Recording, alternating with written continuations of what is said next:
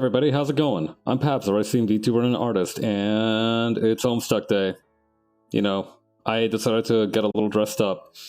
It's actually, I'm glad that I got this opportunity, actually. Yeah, you might have noticed that I have a little bit of shilling for the comics Kickstarter now as well on the screen. That's not going to go away until, like, May, so I hope you're ready to see a lot of it. But yeah, it's Homestuck Day, so I wanted to get a little dressed up. I actually wanted to use this as a chance to see how, like, modular my model could be. And it turns out quite a bit. You know, I can change the color of the shirt and the logo on it, obviously, but, you know, I found out some very interesting tricks that I can use in the future, so that's going to be very exciting. That being said, we are here to do actual work on the comic, but I have one more thing I'd like to show off. Remember how I was bemoaning the fact that I had to just, like, be disarmed the entire time I was on stream? Well, no more. That's right, I got myself some tablet assets. I got one for my normal model, too. But yeah, this should help liven up the place a little bit. Just a little. Alright.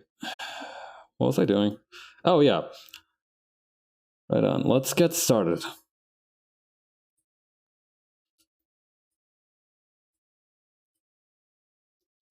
Okay. So today we're going to be working on page 11, which is... So far, we don't really have much progress on it. We still need to do a lot. Let's see.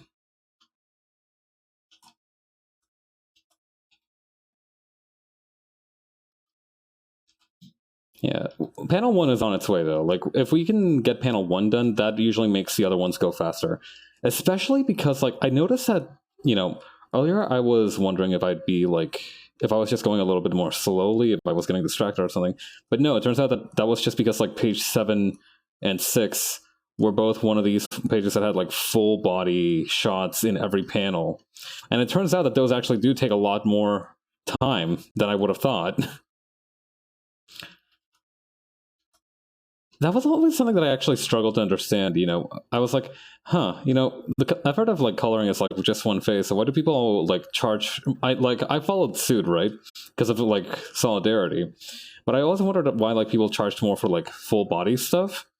You know, I figured it was like, oh, you know, more stuff...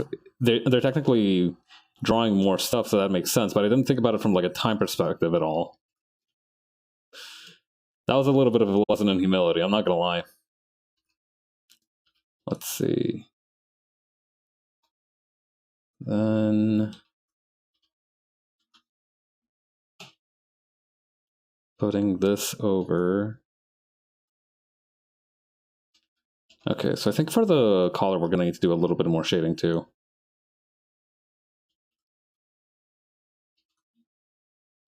Just a little bit so it doesn't look so out of place.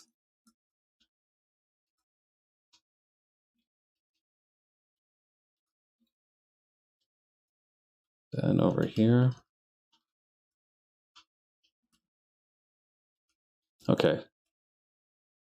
Gloves. What kind of shading did I have for the gloves? Same as I had for, like, this thing.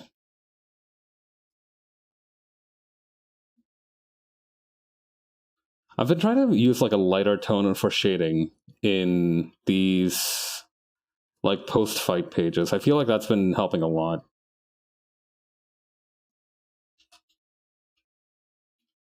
Let's see.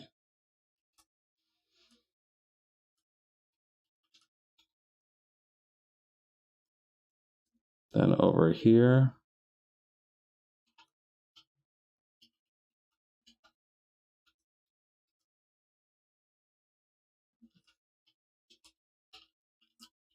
Oh, I think I forgot to add the color for the...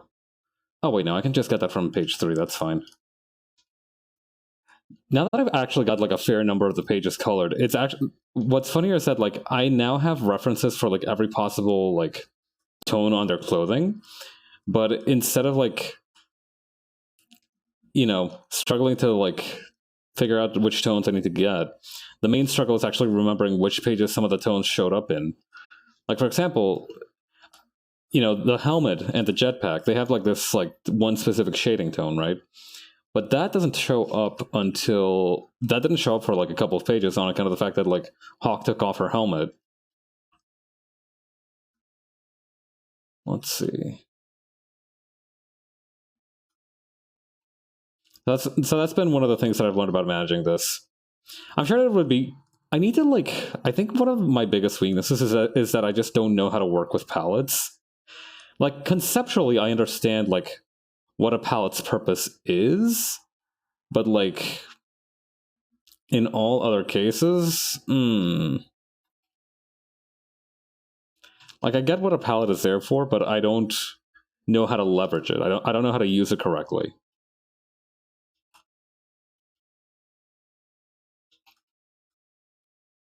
Then like this, like this. Hey Cannon, how's it going?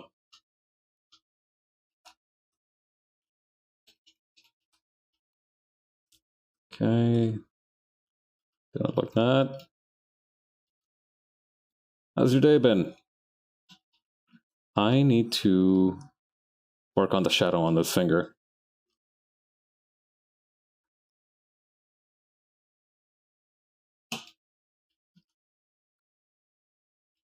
Let's see. I think it would have probably been a page. Not actually, page 8 would work. I need a reference for the darker part of Hawk's hair. Recently, I've gotten into holding my pen tablet in a really weird way.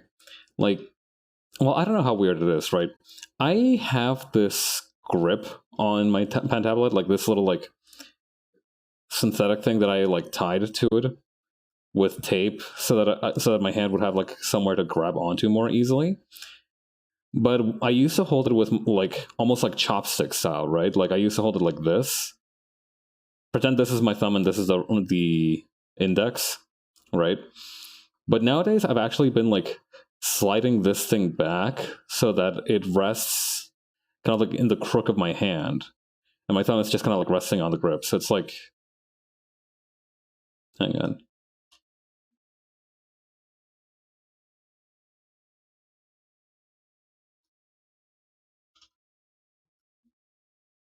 It's super weird. I don't know how else to describe it, but like that's how I've been holding it, and it's been bothering me that I've been changing it because I don't know how common it is to change like the way you hold your pen throughout your life. Like obviously you're not always going to hold the pen the same way. You know, you're a kid, you don't know how to hold a pen yet. You have those like massive gripper thingies that like they give you to make sure that you learn how to do it. But I didn't know that. I didn't know that it could like evolve after that. Like I don't know if that's a regular thing that happens.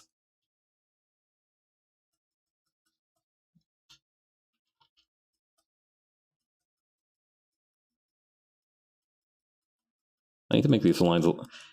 Whenever I find myself like making a bunch of these little lines for like it's in because like they're like supposed to be like silky feeling, right? These are mostly for Emelian's clothes. Whenever I have to do like a bunch of these little lines to like imply like a bunch of tiny little like what do I call them, wrinkles? I think that's it. Like it's just the way that light would be rendered.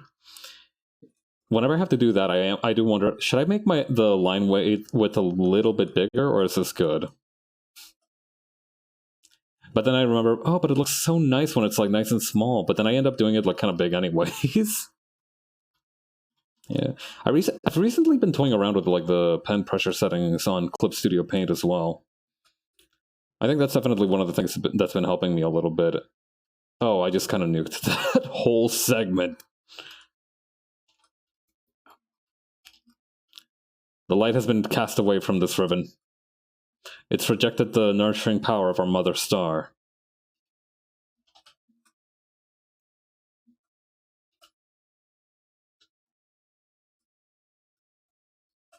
Let's see. God, remember how there was like one dude who like invented like Banta Black, and one dude made a pigment out of it and kind of copyrighted it, and then some other dude like made fun of him so hard and that they had like a Twitter blood feud or some shit?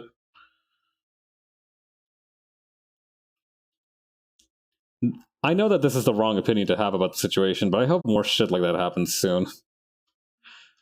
We haven't had like a good kind of good-natured tussle in social media yet this year. Like I feel like we used to like have social media fights about like stuff that was like much less, I don't know, salient.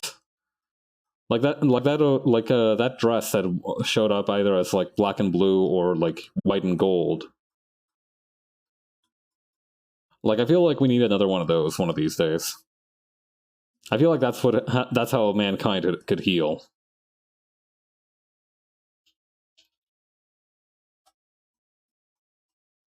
That, and it's just fun to observe the chaos in a situation where you personally have no stakes. Like, don't get me wrong, if somebody's feelings get hurt, that's also not okay. Not okay. But like, if it's just two people having it out, and like you know that it's just like completely pointless, I feel like that could be pretty entertaining, just a little bit.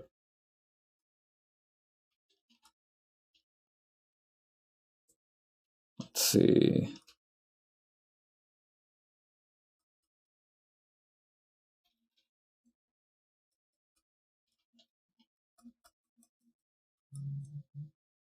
There we go.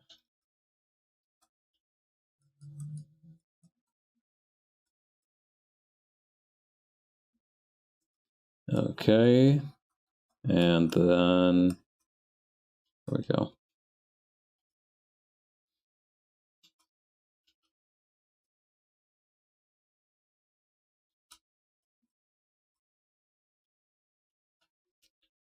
Okay.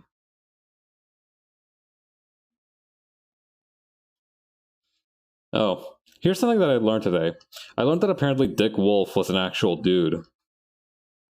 Like, there's a TV series for director who made like a lot. I think Law and Order was his main thing, but he made a bunch of crime TV shows, and his name is just Dick Wolf. And I thought that was something somebody made up. I didn't know that there was an actual dude named that. I've heard the name before, but I thought it was a bit. But no, there's a real man out there, and he's made more seasons of television than he has spent time on Earth in years. Yeah, it was something crazy. Like he's done 84 seasons of TV shows, and he's 76 years old. Have you said anything to my last post? I missed it because my computer died. Oof. Yeah, it was the usual casualties. Well, welcome in. How you been? How's the family? Yeah, Dick Wolf real moment.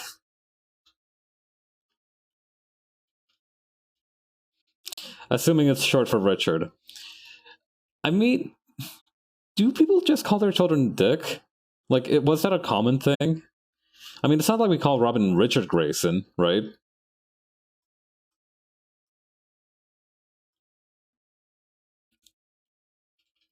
Is that Robin's real name? Is Robin's real name like Richard Grayson? It is kind of funny just hearing everybody else refer to him as Dick, though. Listen, I understand that it's juvenile, but Dick jokes will never get old. Isn't? Is it? Let me. I gotta check this. I gotta validate this.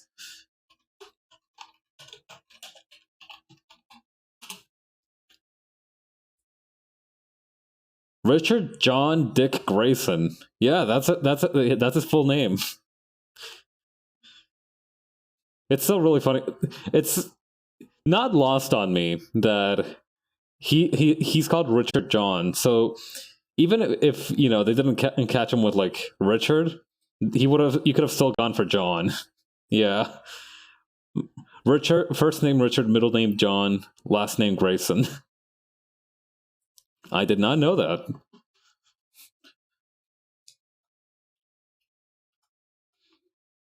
Literally everybody calls him Dick, though. That might as well be his real first name.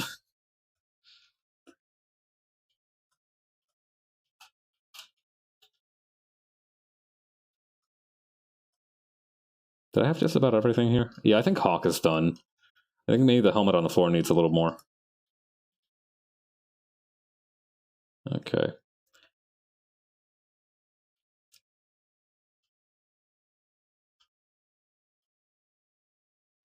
People used to just go by Dick back in the day and it was normal.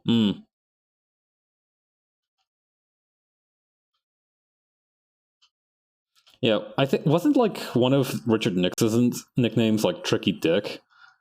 Like people just used to call people that.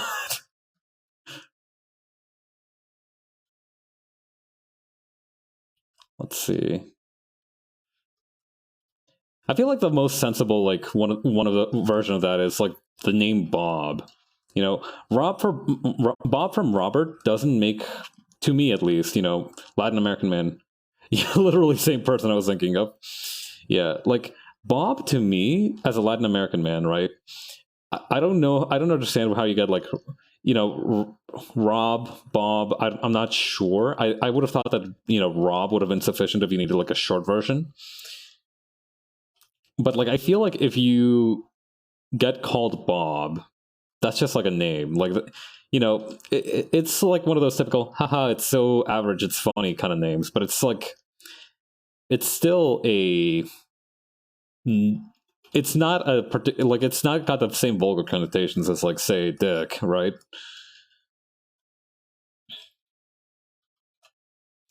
I feel like whoever gets nicknamed Robert from Bob from Robert is coming out on top of in that exchange.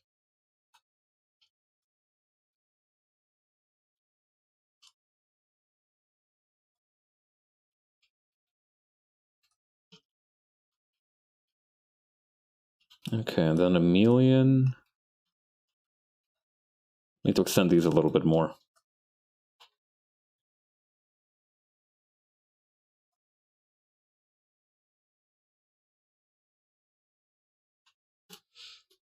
And I'm also going to darken the shading on the satin here.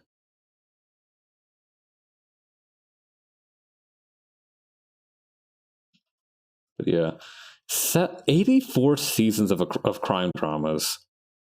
I don't think I could come up with like one season of a crime drama. But to be fair, I'm not a huge fan of crime dramas anyway. I'm sure that if I was like a more invested fan in the genre, I would be able to do that. But I would be able to make at least one. But I feel like everybody's got at least one TV miniseries, and then that's just waiting to jump out.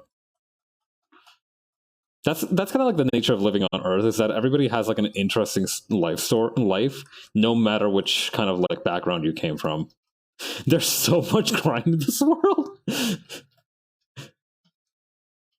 I mean, that's true.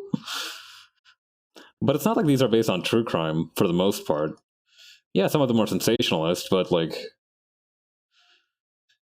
did like CSI or like Law and Order ever do an episode on furries? Everybody fits into a niche genre of television. Yeah, exactly. And even if you don't like television in general, you probably still have like one or two stories that you could like have out in there. One or two to try out just for kicks.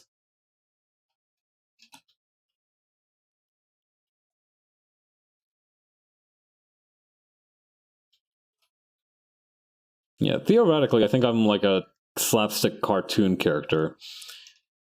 As Pabs. People seem to be happy enough to like smack me around at least, so I think I might as well lean into it if I can. Everybody's got to be something after all.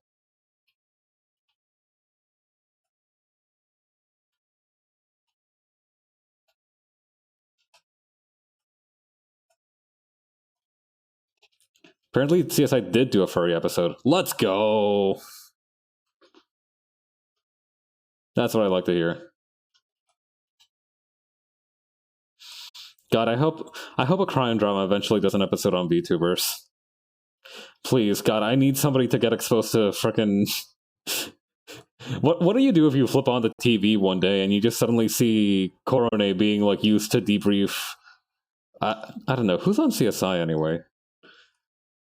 Freaking, I don't know any of the actors in CSI. I didn't watch a whole lot of those shows in general. Like, if they were on TV, I'd like tune in for a little bit, but like, I wasn't like deep enough into the cut to like be able to say, oh yeah, it's that actor. VTuber crime series. Me neither, buddy. It's it's not. Yeah, I think I I think the only one that I was kind of sort of interested in at any point was actually that one where like there was this dude with a supercomputer that like let him know crimes ahead of time, and like he was like, okay, I'm not going to be a cop about this, but I do need to stop these guys just in case. Like he partnered up with somebody else. I forgot what the thing is, what that was called. Like Person of Interest, I think the series is called. And I try to watch. I the few episodes of that I watched were super interesting, but it just did not captivate my attention, unfortunately.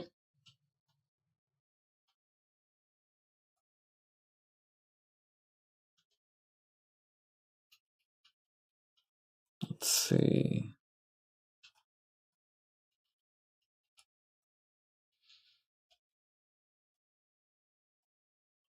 And over here.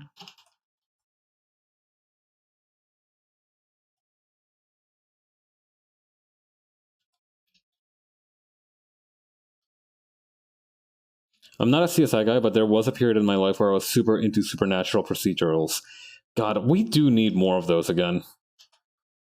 I'm worried about, like, I feel like we need fewer CGI. Like, I feel like if we're going to do a supernatural procedural, we need to have it be like, first, it needs to take, I feel like I want it to be in like the autopsy table, and it needs to have really good practical effects. There was this one show about a guy who can't die, he's immortal, and he just solved crimes every week instead of doing something else. Captain Scarlet? Is that the one? I remember Captain Scarlet like dies and comes back. I think that's his thing.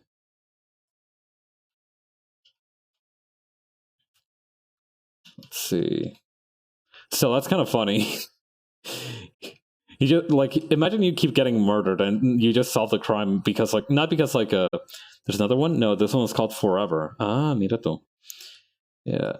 I don't I think I just know Captain Scarlet was a dude who kept dying but then also kept coming back. I think it was a British TV show. But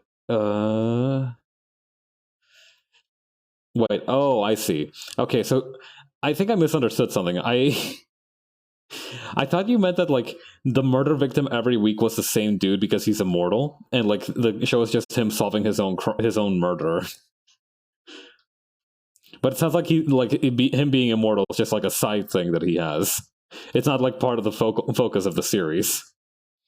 It's not like the plot device through which each episode is set up. If I kept getting murdered over and over by different people, I would get so pissed. Like at some point, I'd be like, okay, either I deserve this, or people are just way more of a hater than they have any right to be around here.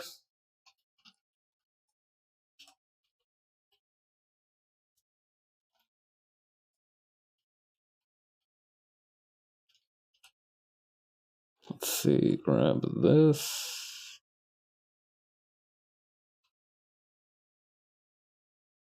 He does have to solve his own murder one time because he got murdered by his also mortal arch enemy, but he had to pretend it wasn't him who drowned. God.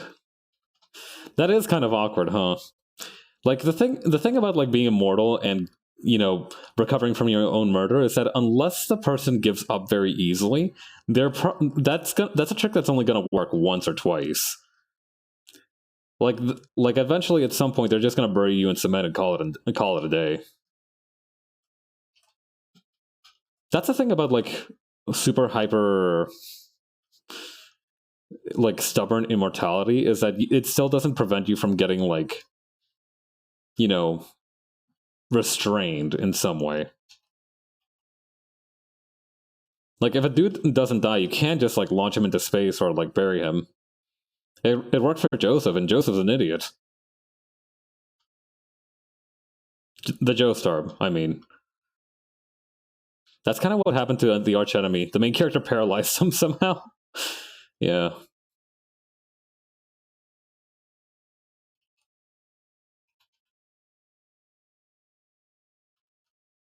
Yeah, obviously the tricky part is getting them into that situation. The easy part is like executing it. The tricky part is like fooling them into it, because I guarantee you nobody thinks more about how they can die than somebody who is immortal.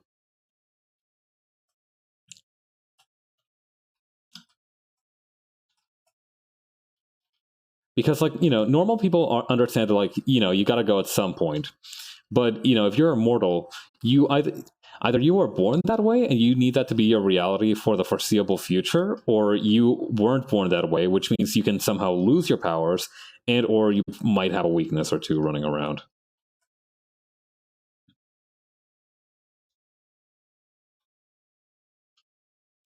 I keep whenever I think about like the power of the quote unquote power of immortality, I'm like I remember that one like freaking Adventure Zone quote where they're like, "How would you like to live forever?" And he's like, "I'd hate it. Shut up."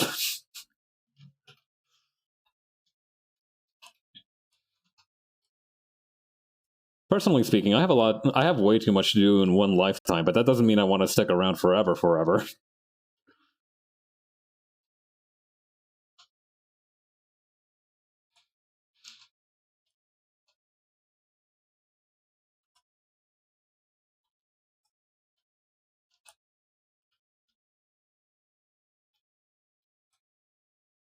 Hmm. Does that show up enough? Immortality is such a double-edged sword because the human life isn't long enough, but is in long enough, and nobody wants to live forever. God. Yeah, I mean, the easiest way to counteract that would be like to say like, okay, I'm ready to tap out, and then like somebody taps you out. But that also comes with the problem of like, what if you change your mind at the last second? Like, what if you were about to get hit with a de-immortalization beam, and the guy who was about to hit you with it suddenly goes like, "Wait, no, I changed my mind." Yeah, conditional immortality like a vampire. I don't know. Being a vampire sounds interesting on paper, but it's never been my bag, right? Because I first of all I like solid foods a little too much, and second of all, I don't know. I can rock black pretty well. I mean, look at me right now. But it's not like it's not like a forever clothing for me, right? I like my brighter color palettes. Also, I like the sun a little too much. That would be awkward, right? What if I like became a vampire one day? What would the sun say after that? He would be pissed.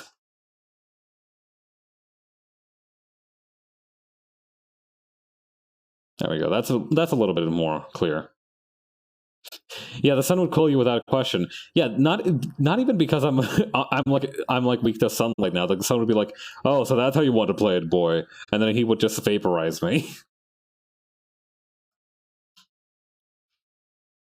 Hmm. It occurs to me that I don't know which pronouns to use for the sun. Theoretically, I've always thought of the sun as like male in the character as a character, but I don't know if that's like I don't know. Is that presumptuous? God, I love your lore. Thank you. I appreciate that.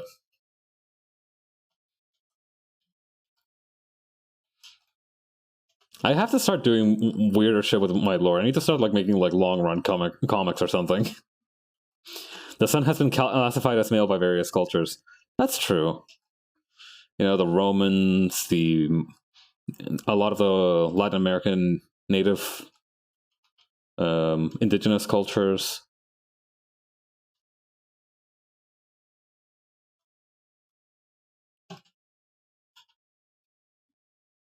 I still can't believe like one of the Latin American. I don't remember which culture it was that had it, but like there's one dude who is like the god of harvest, and his entire thing is like he's been flayed alive, like his skin is just off because he's supposed to represent like corn husks. I was gonna say, how does the moon come into play, but I remembered you have your arch enemy. Yeah, Tool's around. Funnily enough, I have started thinking about it, and I think like for some reason she/her pronouns actually work better for Tool. I don't know. I feel like I need to up the diversity in my lore.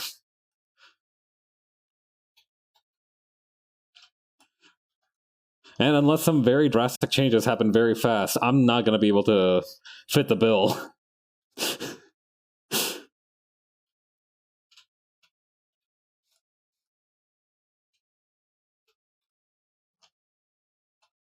Cornhusk Man, hope he's doing it well. Yeah, as far as I can tell, like it wasn't like an agony for him, right? Like he was just flayed alive, and he was just fine. He's like, I guess that's my life now.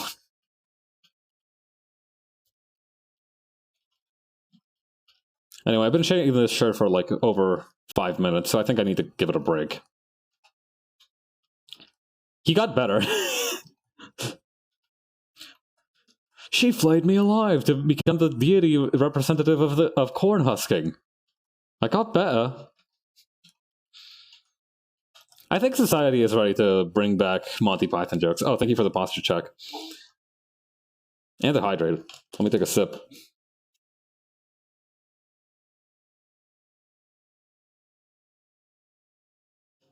Oh, and a rice beast. All right, let's go.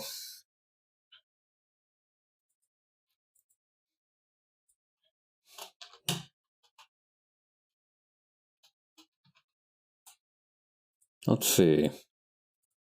Oh man, it would have been really funny if I had made like some troll shit for the rice beast too.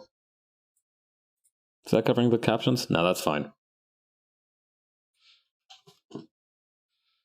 But yeah, I should have made something for the rice beast too. Rice beast would like be a perfect fit for Homestuck though. They got little guys in Homestuck. That's true. Is Rice Beast technically a Lucis? The greatest threat in all of mankind, locked after 700 pages of heated debate. Yeah, the lizards and stuff. Mm-hmm. Yeah, I was thinking of like the troll parents. Yeah, the Luci.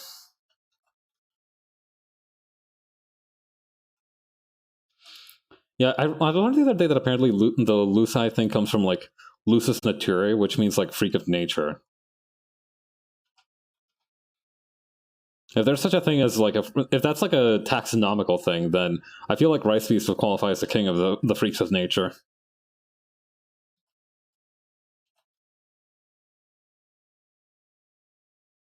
But then again, that would also imply that Rice Beast raised me, and I don't think I'm ready for the implications of that.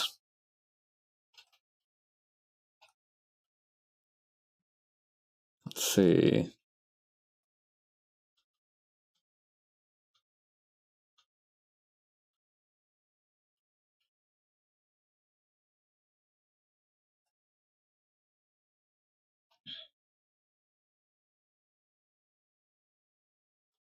Yeah, I talked to the folks, the experts over at National Geographic, and they agreed that Rice Beast's technical classification is just a little guy. Let's see. I'm assuming today's Homestuck music because of the date. What's playing on the background feels because it's way too familiar. Yeah, it's this one's Moonsetter, I think. Let me check. Let me check the. Yeah, it's Moonsetter. Yeah, Rice Beast, world's first scientific, just a little guy. Yeah, one of the Toby Fox. Toby Fox went into like worked on Homestuck for like the majority of its run and cooked hard enough to eat for the rest of his goddamn life.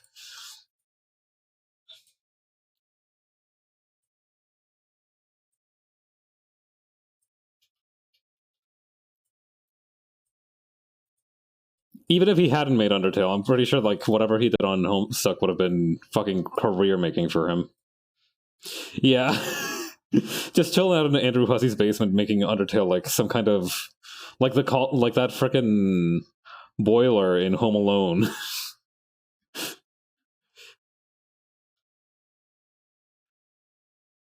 I hope Toby Fox kicks Andrew Hussy's ass one day. I know that I don't know if they're still on like decent terms or whatever, but like I feel like that would be the most cathartic conclusion to all of this.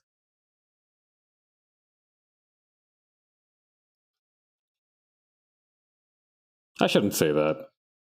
I I often say like these two people should fight, but that's just my general opinion about most things.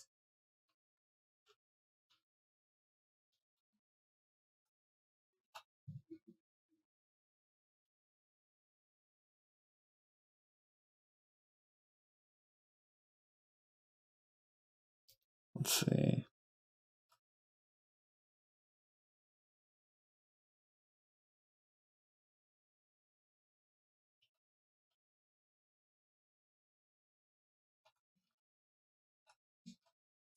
Because Undertale was a lot bigger. I mean, at the very least, Toby's going to be more famous than Husky, I think, anyways, because Undertale was a lot bigger. That is true. Like, the thing is, right? It's about a lot about like the vocalness versus like the actual. I feel like Homestuck fans are way more vocal, but like Undertale was like undeniably a commercial and financial, for commercial, financial, cultural, etc. success. Yeah, like most people could get into Undertale. I feel like, that like it's not a game for everybody, but like I feel like most people would be able to like get it and its messages. Homestuck on the other hand is just not that.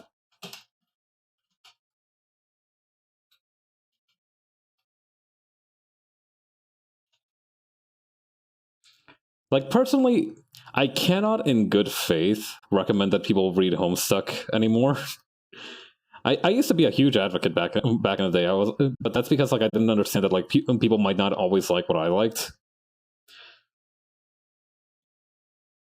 Yeah, that's been a big problem for me. Like I when I was a kid, I didn't understand that like I only thought things were like either good or bad, and if I liked something, that meant like other people would like it as well. It took me a long time to like both understand that was very much not the case. And let's see. Oh, I see what happened here. Have subjectively perfect taste. Sure, let's go with that. I have a bit of an ego, but I'm not going to say that I have objectively perfect taste. The thing as well, right? Like, I feel like advocating for people to read this or that for a lot of the stuff that I'm personally into is just not the way to go, because a lot of this, it's like a lot of the more niche stuff that I'm into. It's one of those for niche things in general. I would go as far as to say it's like taming a wild horse. Like you can't force them to understand it. Like they need to seek you out on their own. I don't know anything about wild horses, by the way. But yeah, like JoJo, Baki, Homestuck. What else can I think of? What other things are there that I like enjoy generally, but like couldn't recommend to others? Boomer shooters, maybe. I'm not really a huge fan of boomer shooters. I just like Civ 11's videos. Tokusatsu is a decent example. Yeah, like I feel like most people who enjoy, yeah, Tokusatsu is definitely a good example. No, I feel this metaphor. I also don't know anything about wild horses. Hell yeah, just two people who know fuck all about horses and just about everything in terms of like niche fandom stuff. This could be a podcast. Yeah, Tokusatsu is a good example. Or like giant robot shows in general, I feel like is one of those things where you can try to sell people on it, but I feel like if they're going to become fans of it, then they need to find it on their own. It needs to pique their interest first. I feel like that's the healthiest way to do it. So I think honestly, the best way to like convince other people to get into whatever you're into is to kind of just like literally make it seem like you're having the time of your life. And if they get interested in it, you need to help them, and if they don't, you don't. They're niche for a reason. They're definitely undeniably successful. That's true. Enthusiasm is the best recommendation. Yeah, exactly.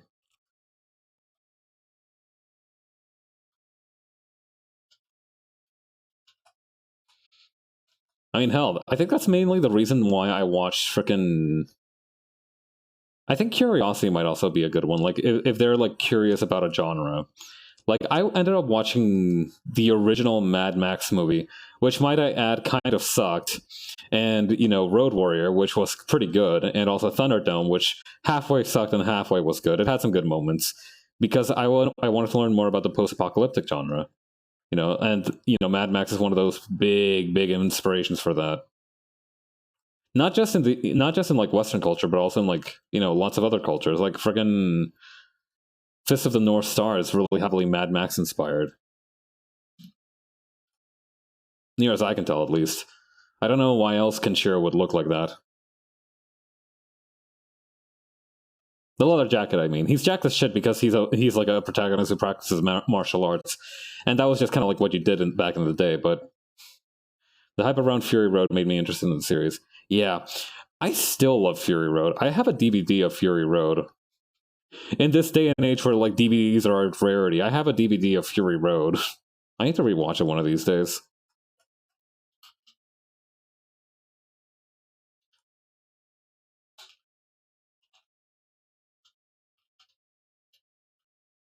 Hmm. No, I'm going about this the wrong way, I think.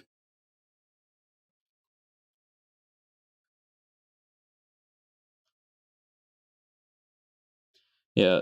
In Fury Road's, not even defense, to Fury Road's merit, it did just about everything that it could right. I'm not movie literate enough to say, like, you know, whether the cinnamon topography could have been better in this way or that. But I do remember enjoying it.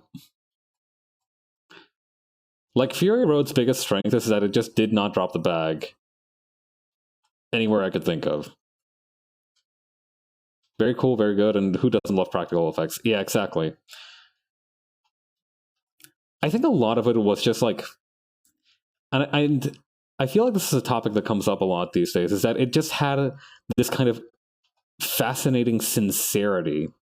You know, it didn't try to be like clever. Like, you know, they had this dude, you know, there was this one character whose entire job was to stand on top of a truck surrounded by loudspeakers, playing the heaviest, shredding on a guitar all day long that spit flames. And nobody was like, that seems like a bit much, or like, you know, nobody like commented, made a wise ass comment about it. It was just accepted as part of like the natural world building, and it was awesome. I think that like that's one of its bigger merits, is that it didn't try to be like, you know, it didn't try to like be very tongue in cheek about itself. I don't even. The thing is, right? I feel like sincerity might not. Sincerity is like the best word I can think of for it, but I don't know if that's the right word. Like, it feels like it's the right word. It's like it feels like I'm on the right track with that word, but I don't know if that's like the best word I could use to describe it. Like, what would be the best word? Like, sincerity is definitely a big factor in it. Like, it's not delivered in like a tongue in cheek way, but I wouldn't know like what. Hmm. It's a tough thing to describe, but like it's. Hmm. I don't know. I feel like people have fallen. Is there another word that you can think of that fits better? That's a problem. I can't. Let me look up the thesaurus on this. Sincerity synonyms. Let's see here.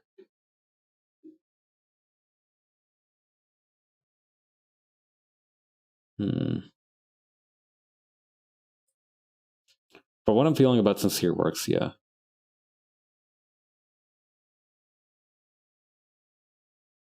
Earnest might be a similar word. It has a very similar feel to like sincerity, but earnest feels like, I don't know how to put it. Like, sincerity feels like it's. Earnest to me feels like it's a better fit for it, because I feel like you can be, especially for like things like this, because like I feel like earnest means that they, you know, understood the risk and they did put in the work and it worked out great for them. Like, it's not just that it was delivered sincerely, because you can deliver anything sincerely and it can still suck, but like they put in that work. So I think earnest works better for this case. I don't know. My own feelings on the whole thing are rather complicated, but I think earnest works for the moment.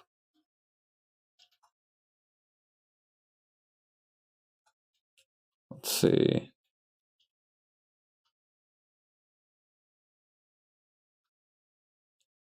Also, fuck yeah, Nepeta's theme.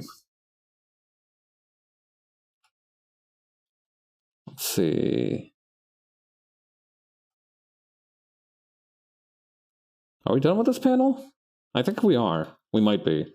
Oh, this is the gold bangle. Hang on. All the way back here.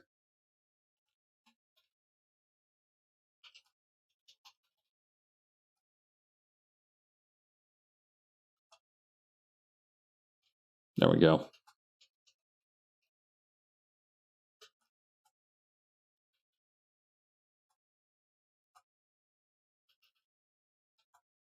Then the hearts.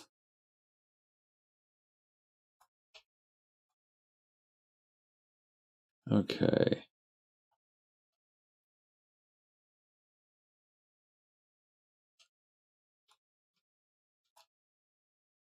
I wonder if anybody's. There has to be at least one person who's done it, but I do wonder, like, can I ask an opinion actually? As someone who's read a decent chunk of Homestuck and did catch up to where the current updates were before stopping reading, would you recommend finishing Homestuck? Hmm. I think it might be worth it. Like, how do I put this? It depends on how much closure you need, honestly. Because like, if you're fine never like finishing it, then like if you've lived if you've lived your life, having dropped off reading Homestuck and never really finishing it, then I think unless it's like something that's been really bugging you or like something that you feel like you need to do for closure, you should probably it's definitely worth it to try and finish it. But if it's like just something that you did on a whim or like that you were like I read part of it but I never really finished it, I don't think it's necessarily bad that you didn't. I don't think it's necessarily a bad thing if you decide like nah, I'm good with that. Like it does tie up some stuff, but like it has like this big epic moment as part of the finale. So if that's kind of what you're into, I think that would be a good thing. From what I can tell, I feel like you would enjoy like just the theatrics of the ending, or and like how it all kind of ties together. But let me warn you right now, depending on like where exactly you dropped off, there might still be a whole lot of shit to get through.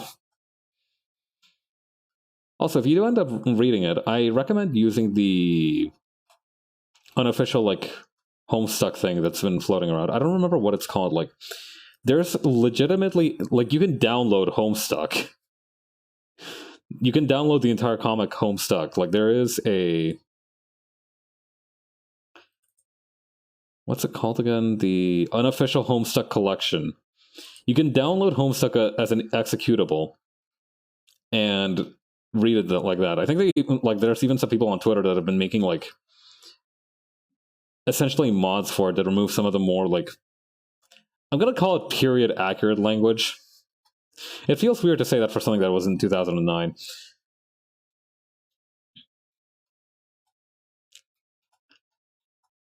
Let's see. But yeah, I think if you like the theatrics and like you like the big moments like Cascade and everything, in that regard, the ending doesn't disappoint. But I think like if you're looking for like the ultimate narrative payoff, well, it's not guaranteed that you won't get it, but it's not a guarantee that you will get it either. I think I think that's my take on like the Homestuck ending. Like, I was very moved when I first saw it because I was both 16 years old and also like, I hadn't like quite grown out of the phase just yet.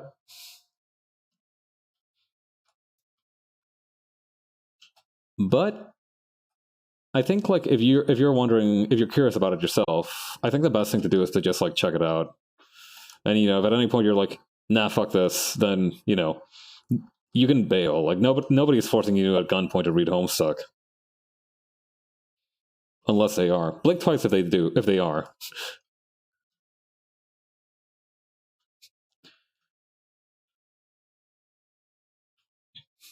God. Now I'm just imagining some messed up universe where you have to do like jury duty, but instead of like deciding whether somebody's like guilty or innocent, you have to read one obscure mid 2000s webcomic. They're like, man, I can't go into work today. I gotta finish the entirety of Achewood in 2 sittings. I'll check it out again. I'm definitely wearing nostalgia goggles, but I think I'll keep on them all while I read. Yeah, I think that's the best way. Like, if you consumed Homestuck in the past, nostalgia goggles are kind of a must.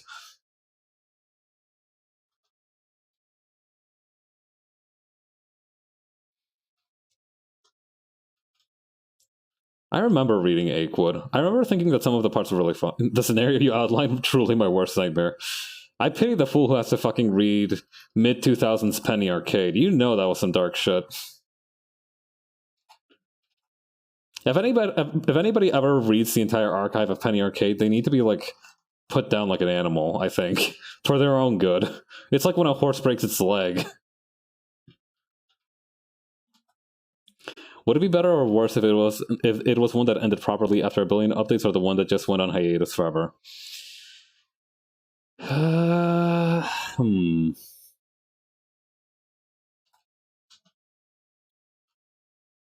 The one that ended properly, or the one that just went on hiatus forever? I think that depends on like how much you enjoyed the story of it.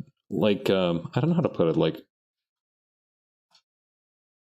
there are certain webcomics where I was like, yeah, okay, I don't really care about the story in this. I just thought it was like occasionally funny, and I was invested in the gags, and also like I read for sport.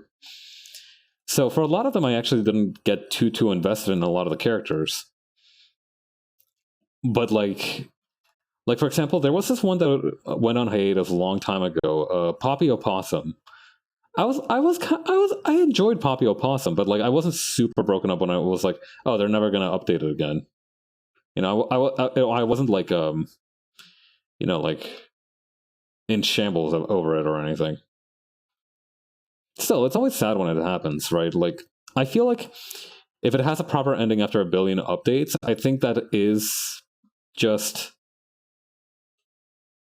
it feels better to read because you know that the author, no matter what happened, had like some kind of closure as well. In a lot of cases, the closure can be as simple as I don't want to write this anymore. Like I do know a couple of webcomic authors who are just like, yeah, no, drawing this comic is just no longer making me happy. And if the story's not finished, then that sucks. But like at the same time, if it's not making you happy, then really you have you can say you have your obligations, but if you're not doing this for fun, then you're just kind of torturing yourself. Drawing a comic is a lot of work. I've been drawing this issue of Hawk Starling since last October, and it's hard. It's a lot of work.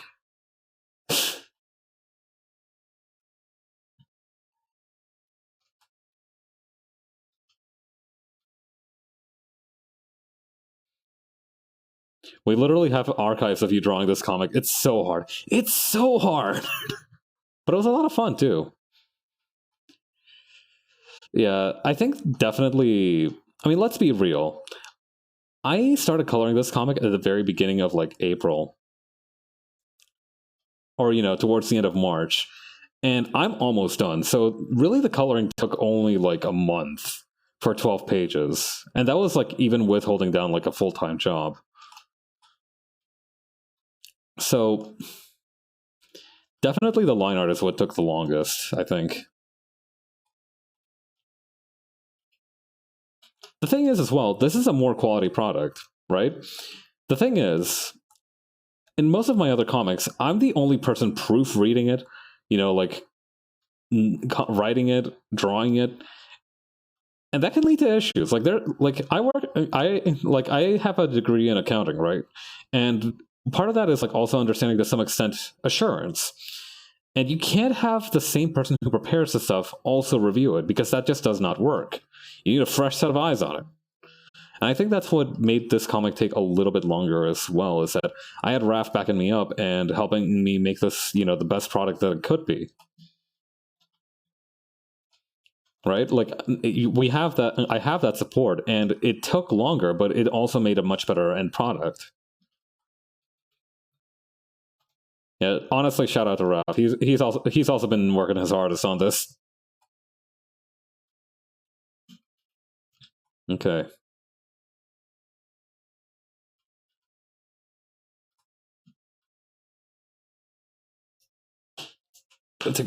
Gonna pop my wrist real quick.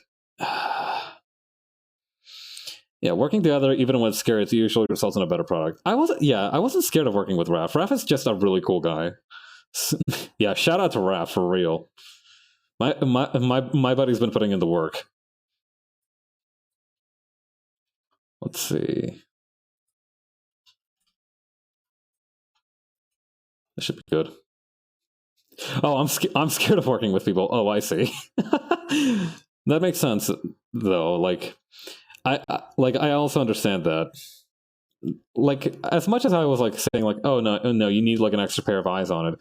The fact is that it is easier to work on your own, precise for the exact same reasons that it's better to work on with someone else, because like, oh yeah, it's projecting a little bit. Like, I was like, not to out myself as one of those like super insufferable kids in middle school, but I was one of those people that was like, I could do this group project by myself and it would turn out really good. I was one of those guys. But, if you want to get anything meaningful done, unless you're like an absolute beast of a human being, you're not going to get very far if you're just working by yourself. In general, like VTubing, actually, my live streaming career feels like a strong word for what this is for me, but like, my live streaming career, I only got this far through the kindness of others. V, Preston, some other folks we lost along the way, Cypress.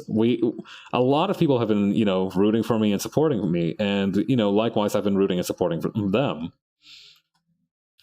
So it's only because of them that I've been able, because of the work that other people have put in as well, in addition to my own hard work, that I've managed to get, as far as I have. And, 141 followers, that's not bad. That's not bad for a guy who went into this kind of like just on a YOLO type grind set. Not bad for a little bag of rice. Music works so well for your unintentional inspirational speech. Thank you. I'm glad that it synchronized well.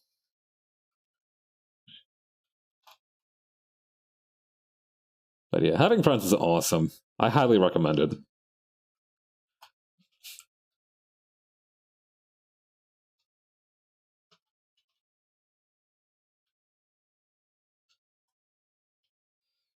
Let's see.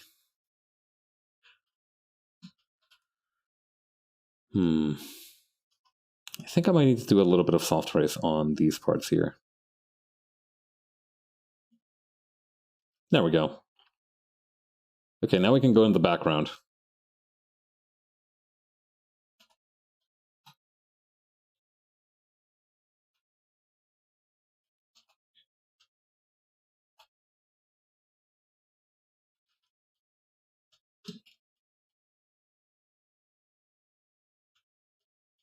Okay, we can just do it like this. Then you do it like that. If you move like this, and you touch it right back. Come on.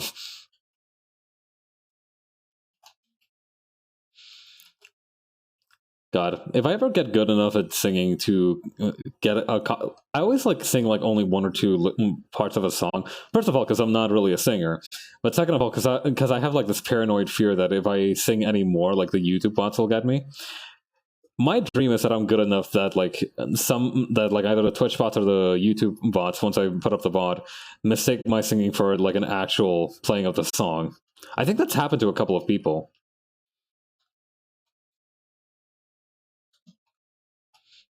I'm not exactly idol material, but I'd still like to be able to sing. My dream is to get copyright flagged. Well, it's weird when you put it that way, but yeah, that's true. That is kind of what I was talking about.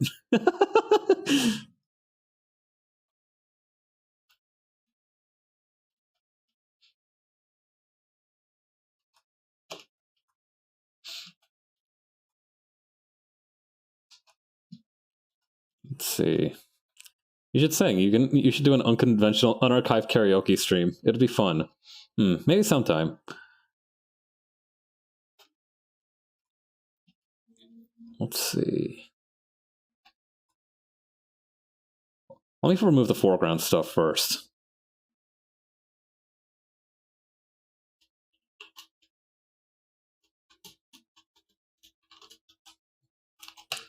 Yeah, I know that a bunch of people on Twitter did that one singing March thing, right? Like where they pick the song to sing every day of March.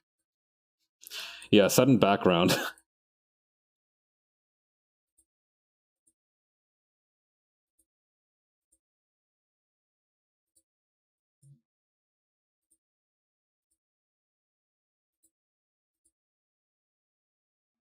Yeah, no, I think that's kind of how it worked. I'm not entirely certain. I wasn't keeping up with it super well. I did see a couple of people that I followed on Twitter try it out though. It does sound very tough, but like adversity breeds strength and all that nonsense. I feel like it would be an interesting way to get good fast. Although I do have to wonder if like it would fry your vocal cords at all. I feel like it might.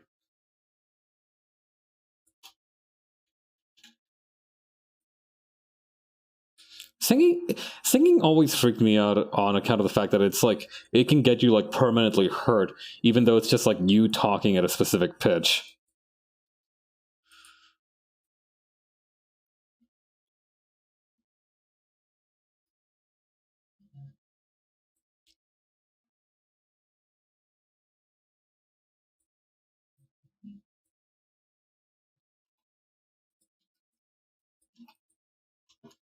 Let's see.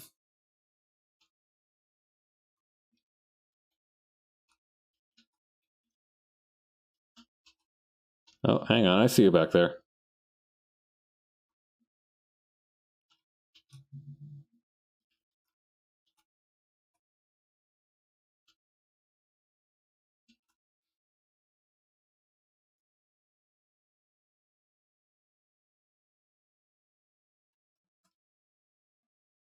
Damn, you're right. Imagine if any other part of your body worked like that. You move your leg the whole wrong way, and bam, it's ruined forever. Actually, wait, yeah, no. God, the worst injury that I can imagine. Don't Google this if you like the one injury that I'm always super worried about and why I'll never wear like jewelry consistently until maybe I get married or some shit is a ring involsion because essentially that happens when you like punch something while you're wearing a ring. And sometimes that ring will want to go on a little adventure, but your finger is in the way, so it doesn't work out great.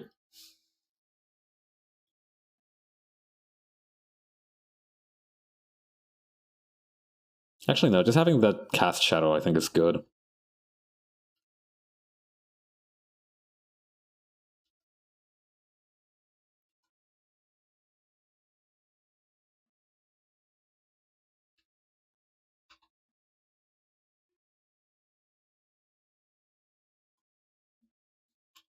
God. Twisting my ankle used to be the worst shit as a kid. Like it wasn't even like it wasn't even like the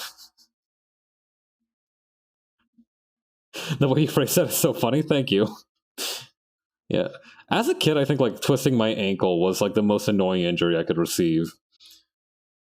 Speaking of like twisting your legs the wrong way, I feel like a twisted ankle was just like my nemesis. It wasn't that I was hurt; it just like didn't feel good to move.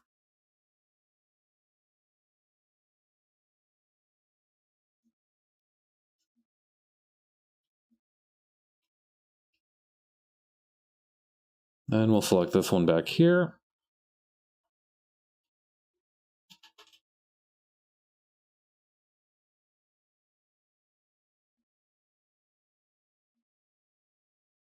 Let's see.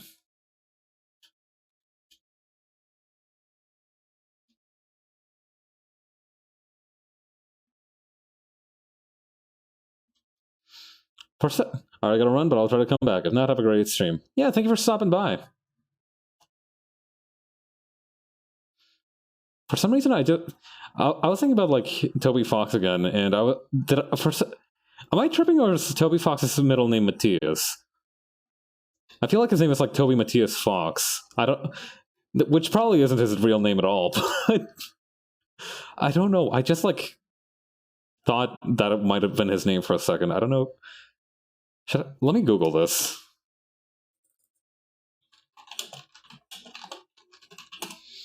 The man has a Wikipedia article. We have the technology.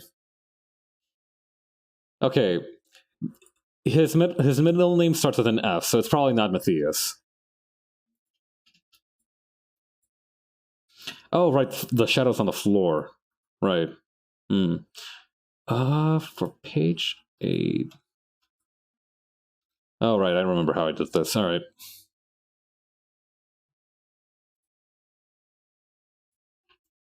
Pick color from layer. Here we go.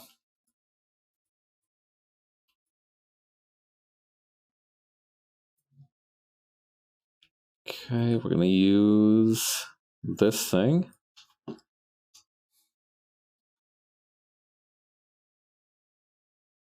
Brush size increase just a little bit, just a hair.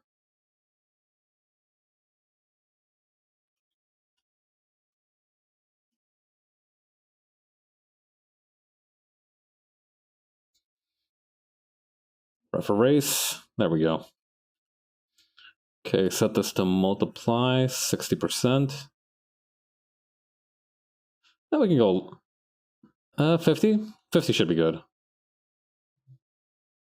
Maybe with just a little bit of like a light scratch to like the surrounding part, so it's not too dark.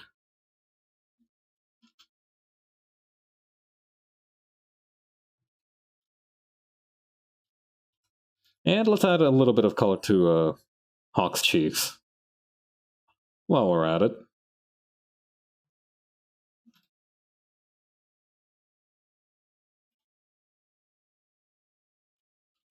Now it needs to be a little redder than that.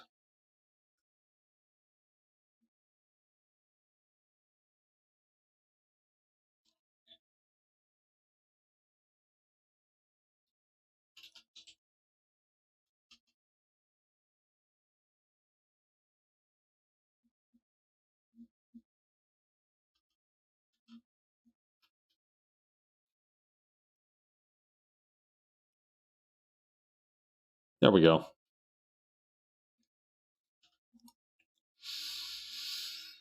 Okay.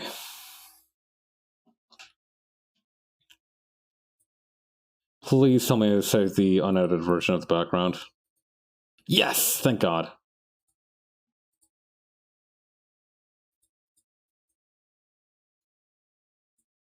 Okay, this is going to be called FG. Or BG.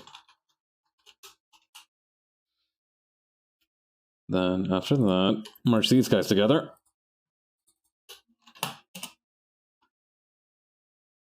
It's good to fill in the background first, I find.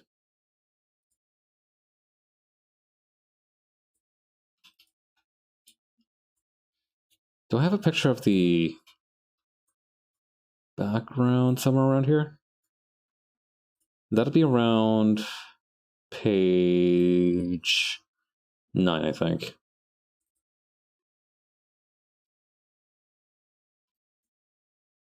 Yeah, here we go.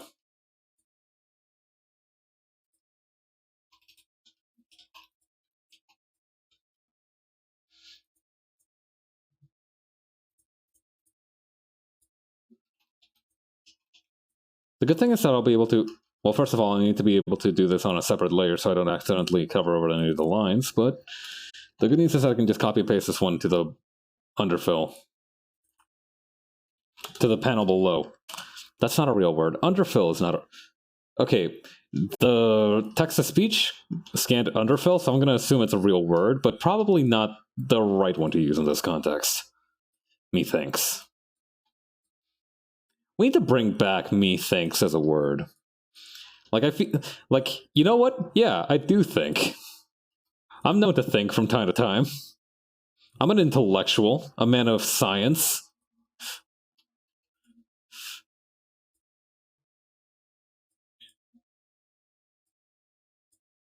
Let's see, then... Oh, no. What is that? Hang on. Alright, I'm going to copy this so that we don't actually lose any of our work. I'm going to need to undo this a lot.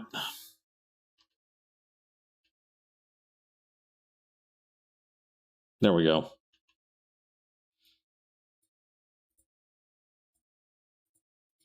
Alright, you. Why are you like this? What possessed you to just duck under like that? Did I? Okay, now that's fine here. Why? Why are you like this?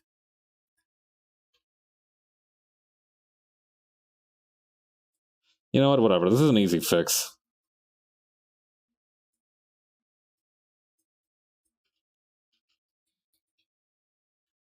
Wham bam, thank you, ma'am. Crisis averted.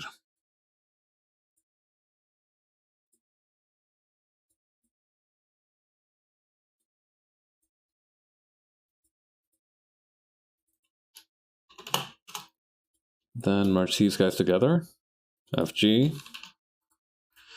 But yeah, I think like this has again been really good for me just figuring out what kind of rhythm I should have when I'm coloring. Why? What? I thought I felt that. Come on now.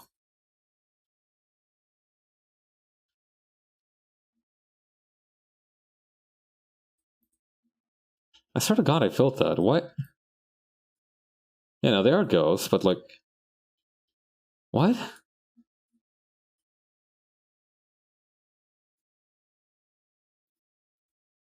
Okay, I feel like I'm losing my mind. I don't know what happened here, but I'm gonna fix it. Oh, maybe it wasn't like a straight curve. Or yeah, it wasn't a straight line. That's why it still had this. Okay, I see. Doing a little trolling on old paths, huh?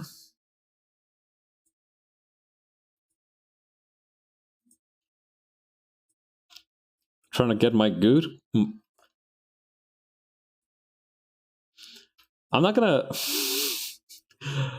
Okay, please pretend that it didn't. That I said goose just there, or that's not how the phrase goes either. I was going to say get my goat, but like that's not the. I was about to say get my goose, and I think I backpedaled there at the last second and said get my goot. I am a mess today. You'd think like getting 9 hours of sleep would like fix you up right as rain, but no. Sometimes the like utter lack of, I don't know, cognitive awareness? That can't be a real thing. That's not a real word. That's a made up word that I made up just now. Cognitive awareness isn't cognition and awareness basically synonymous anyway? Hang on. Cognitive awareness. I know cognitive load is a real word. I know that's like cognitive psychology, cognitive function, self-awareness, consciousness. You know, I think cognitive awareness isn't per se a word.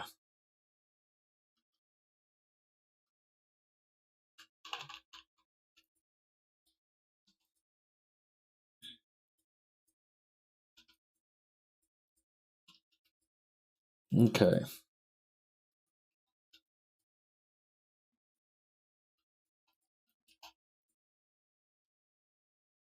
Now, how do I work around this? Well, first I should get a new layer in place, a new layer in the chamber. Then after that, just some drop shadow should be good, right?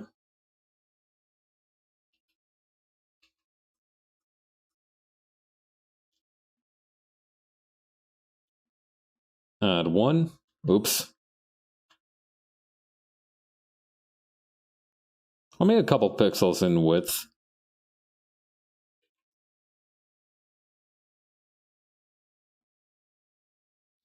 Okay, bring that over here.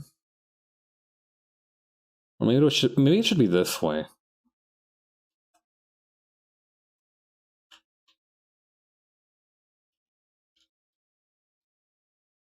That feels right. But yeah, cognitive load is a real word. That one I know for sure because like I know that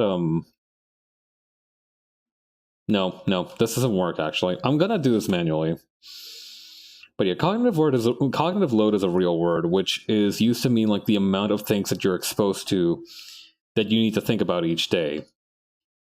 And funnily enough, the only place that I remember it being discussed was in this discussion about like advertisements, because essentially the idea is that if you have like 50 million ads blasted your way every single day,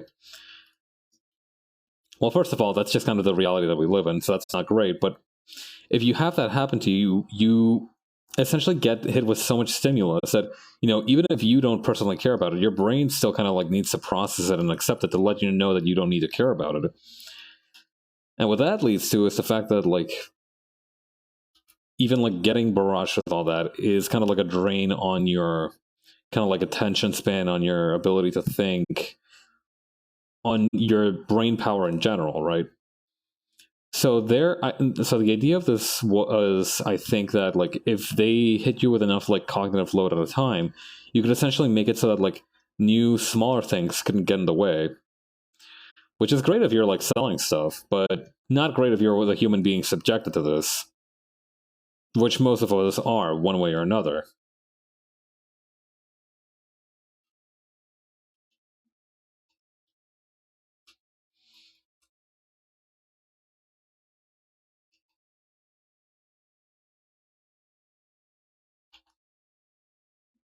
Let me add this.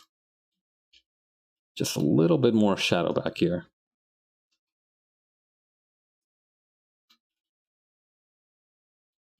Maybe some soft erasing too. That'll probably help.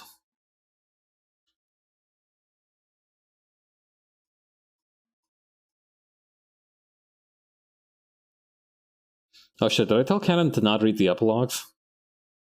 I'm gonna need to remind them to not read the epilogues. Those are some bad juju.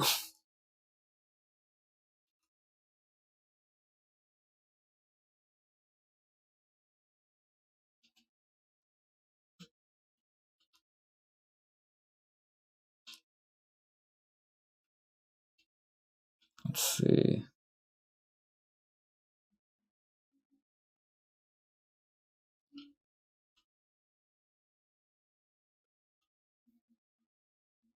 Come on, brain. Maybe zooming in would help. I think that would help a little bit.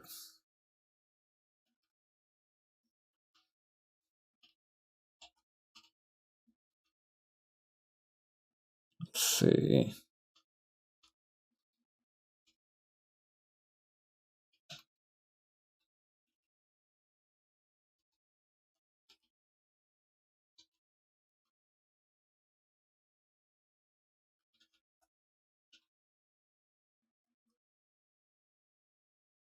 Yeah, just a little bit of a lighter shadow should be good here, just underneath the stairways. It doesn't need to be super fancy.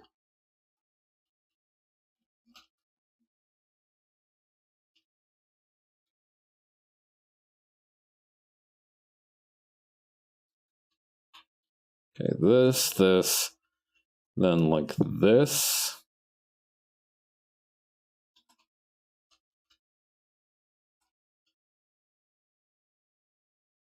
Yeah, I think that's good.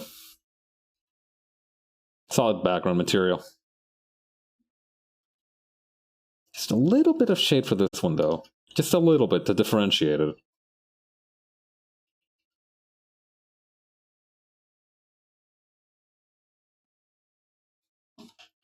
Oh, yeah. If you guys were here like a couple months ago, you might have remembered that I read out a rather humorous... Hang on.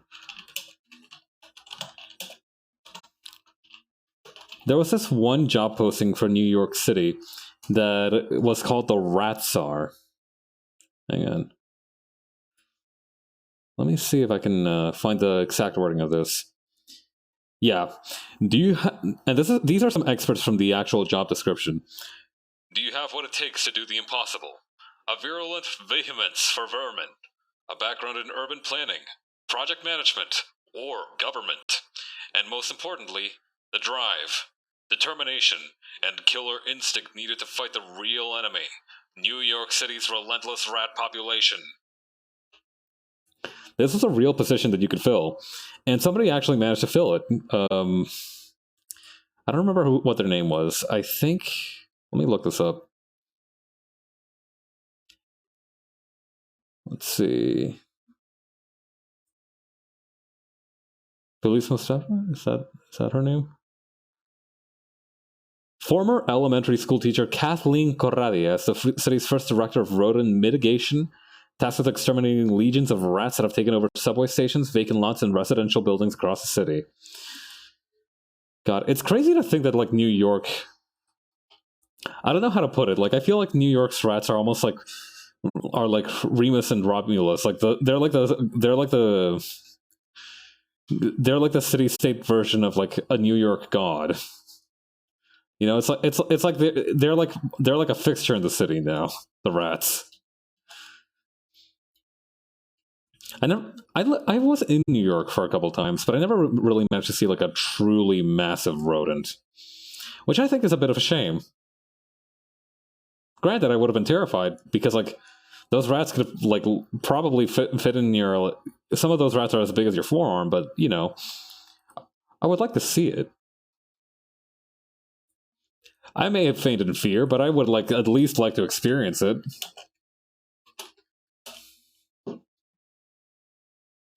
But yeah, rat czar. That's a real position that's been filled, unfortunately. My condolences to all the hopeful rat czars out there.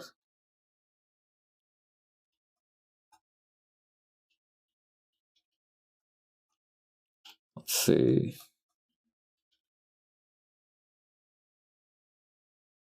Just erase a little bit there. God, what's like the oddest dream job that you could think of? Because like to me, rat czar feels like somebody must have been like, this is it, this is my moment. And I don't know if that might have been the school teacher, but I feel like somebody must have applied being like, this is what I was made for. I don't know. When I was a kid, I wanted to be an astronaut, but you know, then I realized that has like a lot of baggage behind it. Speaking of astronauts, I think like the other day it was actually the anniversary of when Yuri Gagarin first got sent to space. I like concept. I'm not sure about like the guy's actual history, but conceptually, I like Yuri Gagarin. Like being the first person to represent humanity in space is kind of dope.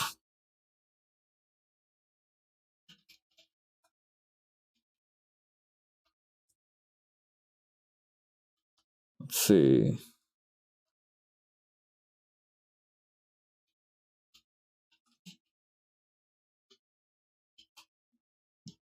Hmm. Like this? Yeah, that'll work.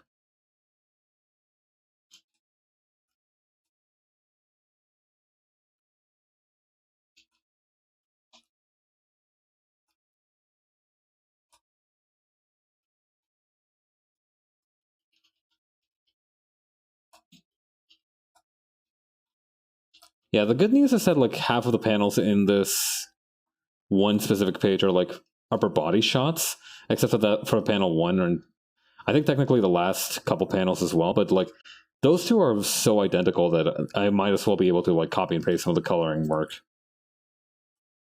and most of the shading work while I'm at it, which is good because that means that I would only have like one more page left to do after that. I've enjoyed working on this comic, but I need, you know, my problem is that I'm not good at like self prioritization, if that makes sense. Like, yeah, I can take breaks for sure. Like, I can rest up while I do something, but if it's like if it's like an outstanding task, like I need to get it done first. And you know, because we have like a specific decided length for this one, you know, we know that it's 12 pages and everything. I was like, okay, I finished this page, time to get started on the next one. Like it was immediately one thing after another. So I never really had like my brain just did not want me to have a break. And you know, that's on me to some extent, but like I need to unlearn that. I need to get better at like that kind of project management in the future. On the bright side, it does mean that I've completed this thing in a flash, so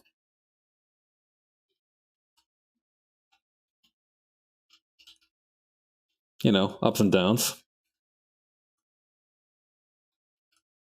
Yeah, dream jobs, huh?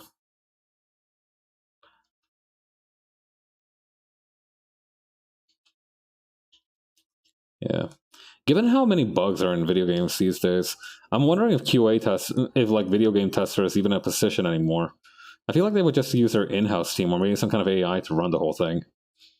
That'd be one benefit of like having more powerful AI. I think like things like video game testing would be a lot easier to pull off if we could like train an AI to do it. You know, a little bit of quality assurance.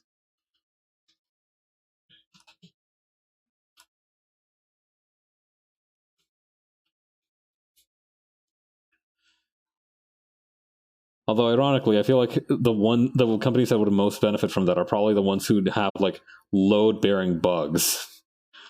Like I feel like Bethesda, for example. Like I feel like if certain bugs didn't exist in certain Bethesda games, like the whole thing would come crashing down. Like in one of those like cartoons where like they pull out like a small sock or like a tiny linchpin that was holding a whole mountain of stuff apart, and it just kind of like falls in several different directions. I feel like that's what some Bethesda bugs are.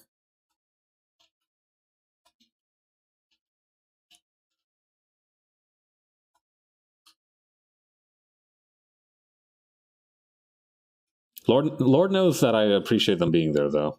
It's like it's like seasoning.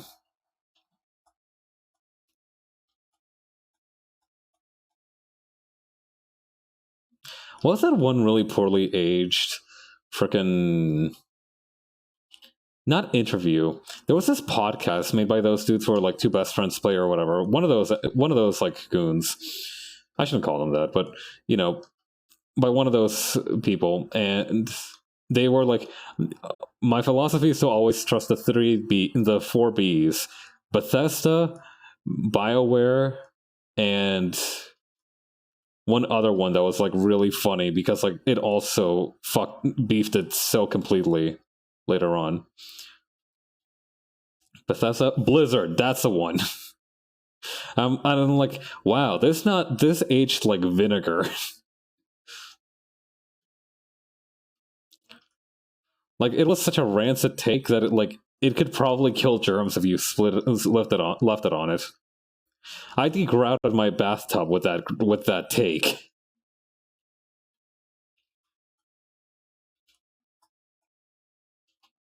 We shouldn't be too harsh on them though. Like I've talked about it before. I listened to this podcast called Dirty Old Ladies, and they mentioned that like it takes very little for like a very promising nascent service or company to just completely shit the bed and become just another has-been. Like for example, like Keenspot might have been the one. Like I think for that one, it was really good at first. It was like a big like united effort across the site to.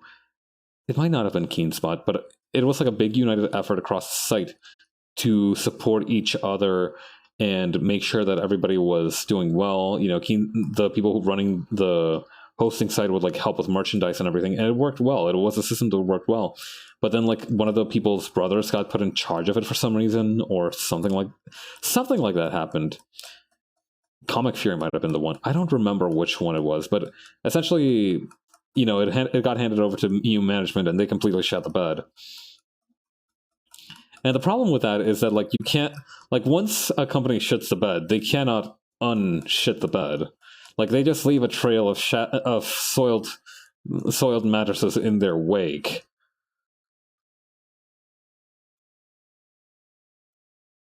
Yeah, and I feel like that's kind of like indicative of what happened with the guy who said like those are the game companies to trust because first of all, no the hell they weren't.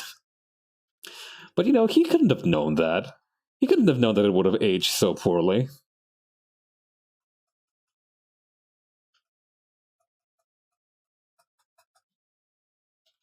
It's not his fault for not being able to having Apollo's gift of prophecy or whatever the hell.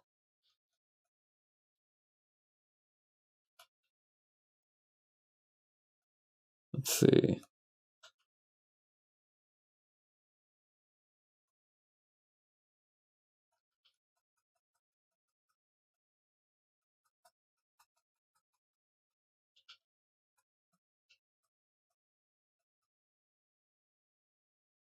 I can probably soft erase this a little bit.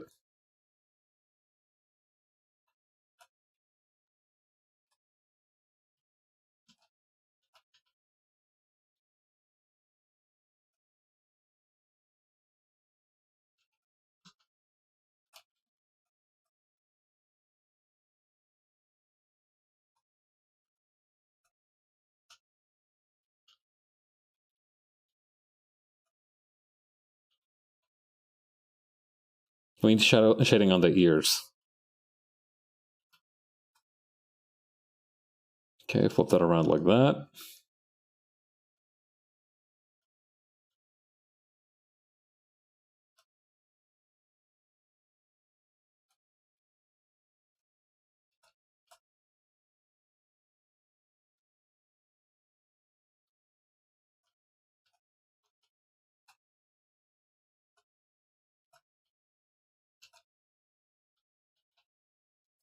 Okay, cool.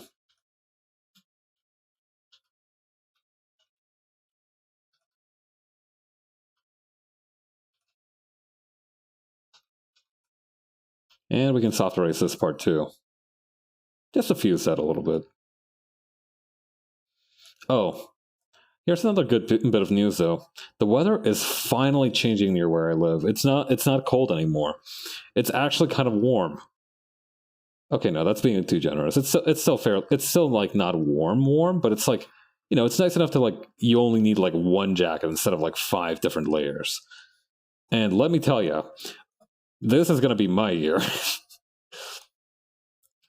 Like, assuming some of the stuff that I need to get cleared gets cleared, I will be having the time of my life out there in the summertime.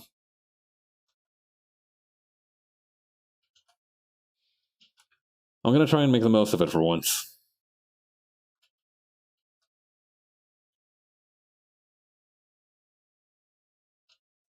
Yeah, it's weird. Like, the thing is, right, because I had some administrative shit to take care of earlier in the year, I didn't actually sign up for any courses, which, is usually the only thing I have to look forward to in summertime. Like, late June, I have to take an exam for that. And, all the way leading up to that, I have to worry about the assignments. But this time I didn't do that because I was, there were a couple of difficulties with it. Didn't have the bandwidth for it. So now I basically just have nothing to do in the summertime, which is phenomenal. I don't think I've had that in a long, long time. And, work might trip me up every now and again, but, I'm still looking forward to it.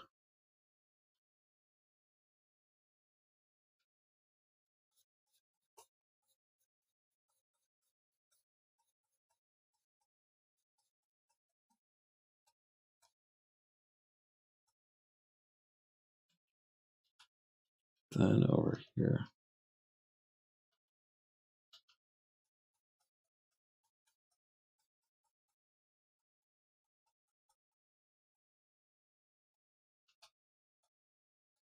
Perfect.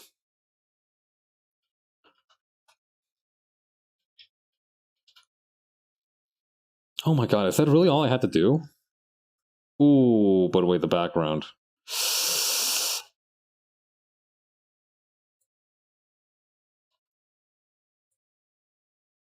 Hmm. I don't know what the right move is in this situation. First of all, I need to make some shading on this part here. Hang on. Let's see. How about something like this?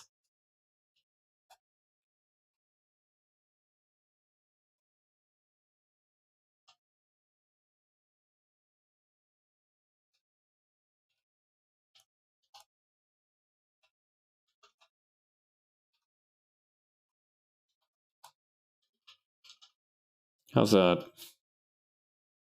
It looks a little more natural, but not quite.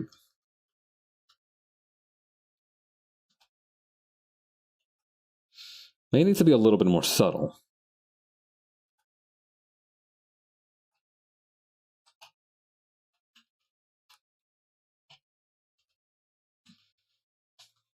That should work. Oh, I've got an idea. Hang on. Layer, select, color gamut, this part here.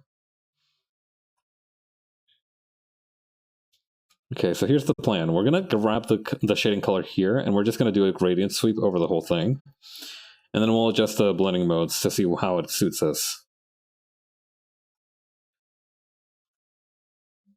Yeah, because if we have this like duller color, it works really well for this.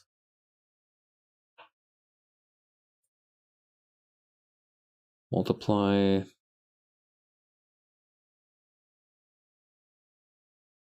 I think so far multiply is our best bet. Yeah, I think I'm going to go with that. Then we are going to grab the soft eraser and just erase up over here. Maybe just a little bit over here. There we go. Dark, but not too dark. I think. I'm pretty sure that works. On the other hand, we could always try to maybe desaturate a little bit. Maybe increase the luminosity.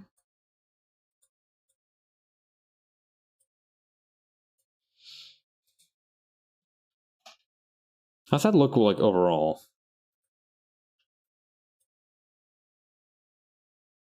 I don't like how like this like little crook here has like there's this little gap here between Emilian's neck and everything.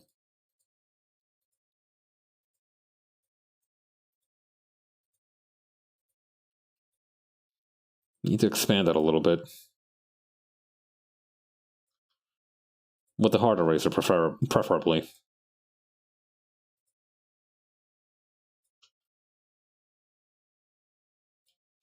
This should also work.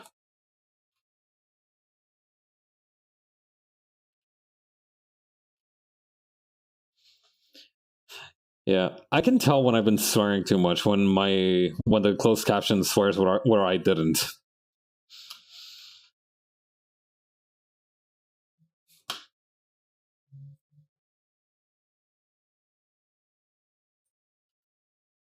Yeah, I like the composition on this.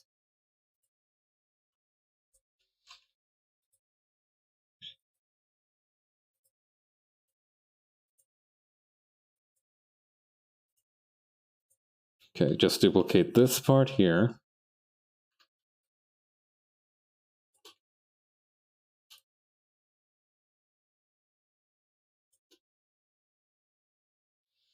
Is that good?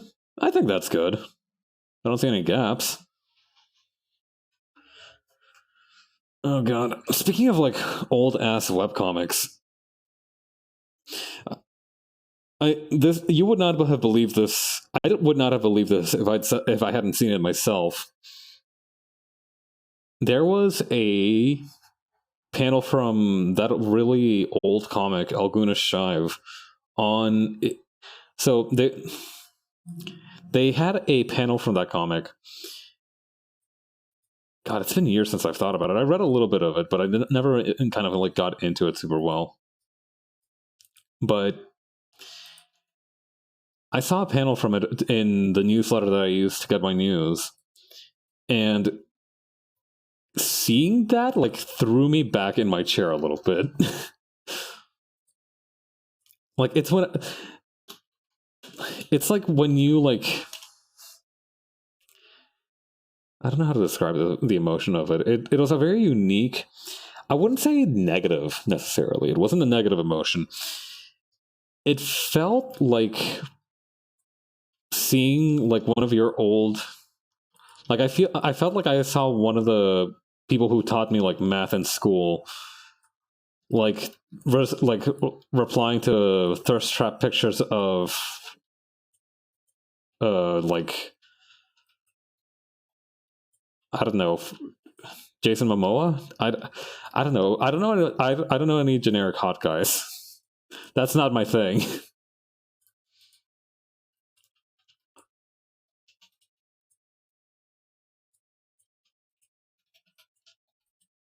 But yeah, like that's kind of what it felt like. It felt like seeing somebody that you recognize completely out of context in a completely different situation.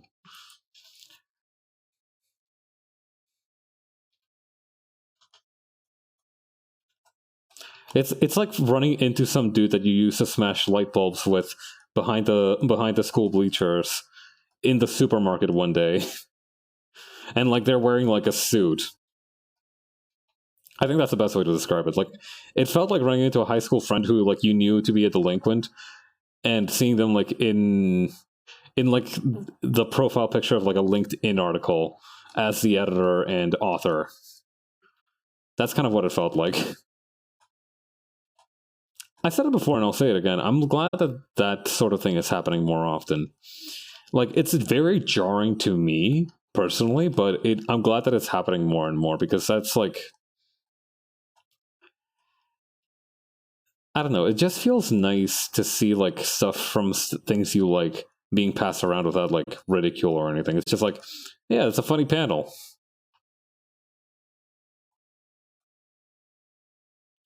But yeah, that was my little jump scare for today.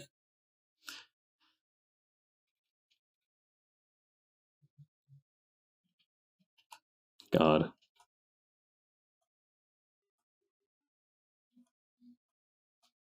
Speaking of like weirdly scary things, I learned today that there's a dude in Sweden called like Ollie London or something like that. And his whole shtick is that he's able to crack 40 bones, 40 plus bones in his body. I think the previous record holder had like 40, and he can do 46. Like, sometimes I wonder, right, what the threshold is between like, yeah, that sounds relaxing, and that sounds like it's legit pain. Because also this guy was kind of intense, because like he said like, yeah, no, I could have done 60 if the conditions were right. I'm like, if the conditions were right, what happens if the conditions aren't right? What happens then, huh? London? Anyway, you have to wonder like at what point cracking your bones feels good, and at what point you're just like maybe hurting yourself. Because I know that like when I was a kid, people told me not to crack my knuckles because like it would give me arthritis or something. I don't think that's been scientifically proven to be true. Yeah, I'd like to check the sources on that, if I'm being perfectly honest. Yeah. But I remember I used to crack my neck a lot as a kid. I don't so much these days anymore, because I do like neck exercises and everything. That's been able to help me avoid needing to do that. Neck exercises are super weird. Your neck hurts so bad the day after, but like it just feels like you just feel really good. Like it just feels sturdier.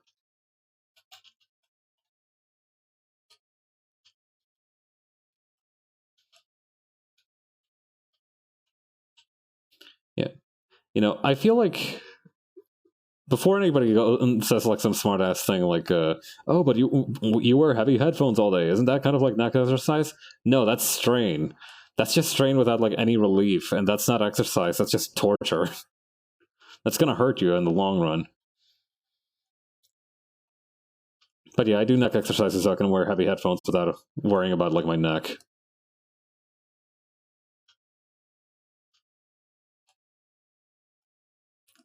The kind of like diagrams for neck exercises are kind of funny as well, because you have like this dude who looks like he's having the worst day of his life because he's just leaning his head against the wall. But it's just no, that's just how you exercise it. You need to use a little towel and everything too, just so you don't hurt your head. Although I guess if your head is hard enough, you don't really need one. I don't think I've ever heard of anybody getting hurt like like I don't know.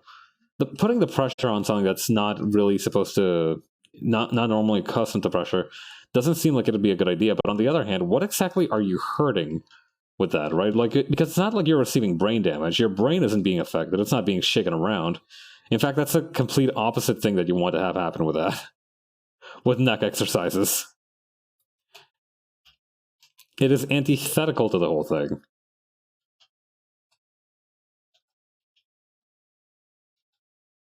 But yeah, I guess it's for the same reason that like if you sit on the floor for too long, your butt starts hurting. No matter how good your crisscross applesauce is, eventually your legs will fall asleep while sitting down cross-legged. It's a sad reality of life.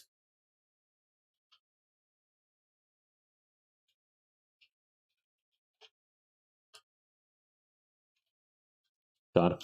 The couch that I have in my home is really interesting in a way that I would not normally call interesting because it's very nice. Like it's a nice couch, but its interior construction is such that when you sit down on it cross-legged, as I usually sit down on couches, it hurts because like you're putting a lot of extra additional weight on the cushion all of a sudden, and that seems to be like the cushion's breaking point because after that you just feel the steel frame beneath it. This is like a solid frame couch. There's no springs in it, I don't think. And that makes it sturdy, but also like ouchy on my buttocks. For extended periods of time, at least, it's good for sleeping. I'll grant it that it's good for sleeping. I've crashed on that couch a couple times. I've mentioned this before. I'm one of those weirdos who like actually sleeps better if they actually like sleep somewhere where they're not used to sleeping every now and again. Hotels are expensive, so mixing it up with the couch is just what I need.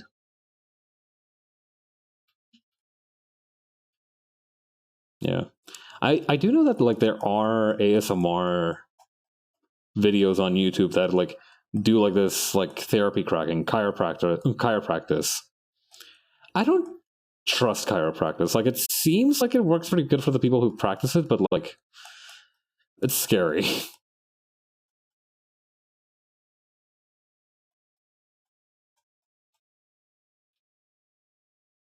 Amateur chiropractor is one of those words that seems that would be innocent enough if they weren't these it's a set of words that are very innocent if like they're on their own, but like all put together at the same time is terrifying.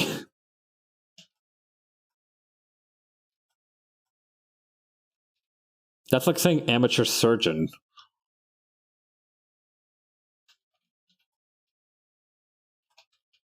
It's really funny to me as well because like I often think of amateur in the kind of like etymology sense, right? Amateur comes from the French word for like lover of something or other. So like, you're not doing it professionally, you're doing it for the love of the thing.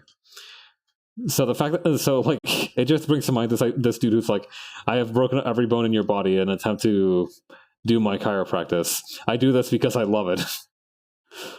I don't do this because I'm accredited. I do it because I love it.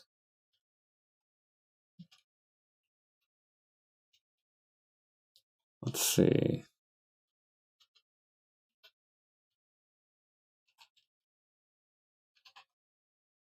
Then over here, let's use the lasso tool.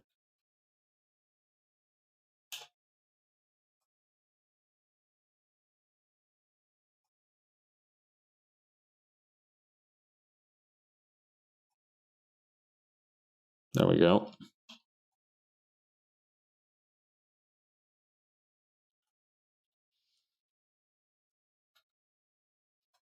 Okay, then there we go.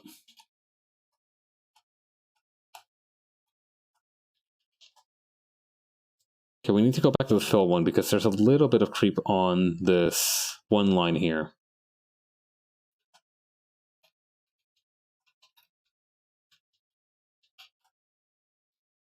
Going back to the shade.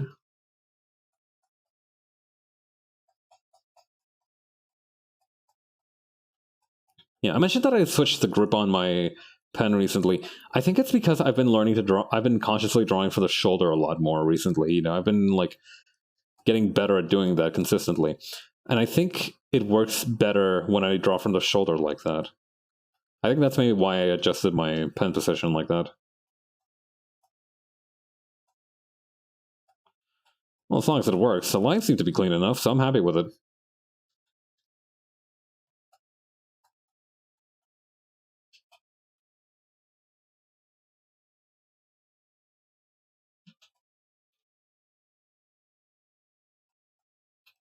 Let's see. I think I might call it after I finish up this panel too.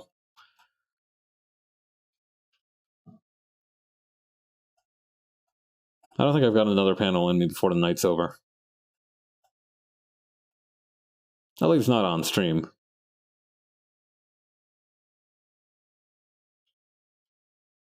Oh yeah. I also managed to get a look at some like very old timey passport photos. Back in the day, right? Getting a passport was weird enough. Hey Della, how's it going? Back in the day, owning a camera was hard enough, and like getting your picture taken was like a 3 week affair at minimum.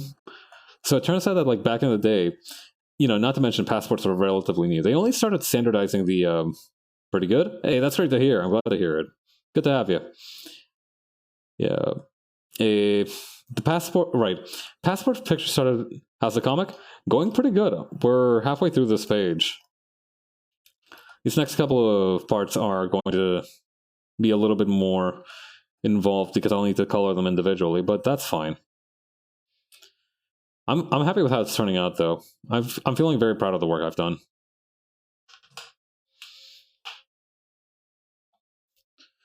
That's just about to wrap up actually. Let's see. How many people we got in here? Oh, 4 people. Let's go. Well, it's streaming it right now.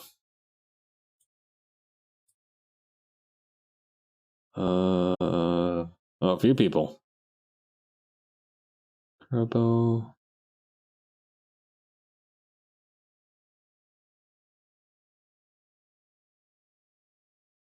Okay, Cypress isn't going anymore.